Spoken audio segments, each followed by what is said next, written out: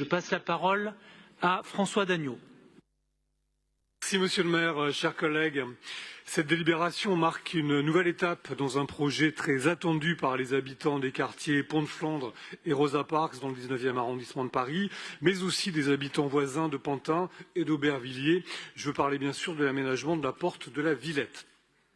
Les conventionnements soumis au vote aujourd'hui sont l'aboutissement de nombreux échanges avec le bailleur RATP Habitat depuis le vote de juillet 2022, actant l'étude d'impact. Celle-ci avait déjà permis d'inscrire au mieux cet ouvrage dans le futur aménagement de la porte de la Villette et de réduire au maximum son impact sur le quartier. Les discussions à l'époque avaient notamment permis de réduire la surface de plancher de plus de 10%.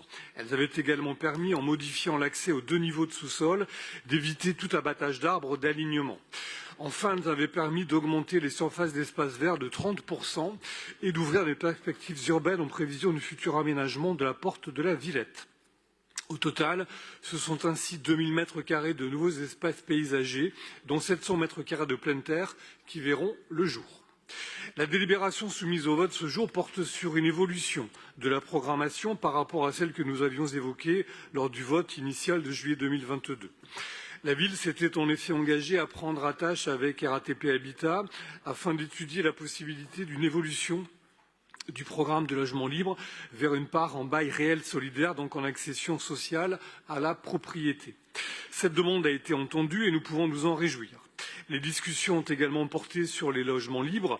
La mairie du 19e a de son côté porté une attention particulière à ce que la mixité sociale reste au cœur du projet.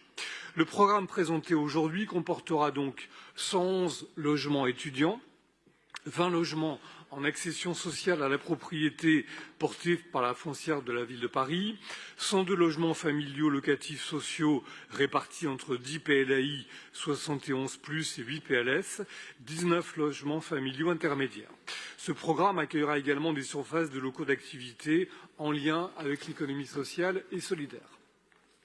Le projet s'inscrit enfin dans une démarche bas carbone et vise l'exigeante certification NF Habitat HQE.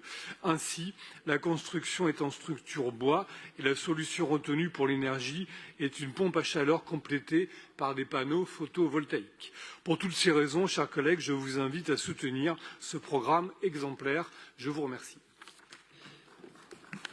Merci, monsieur le maire du 19e arrondissement.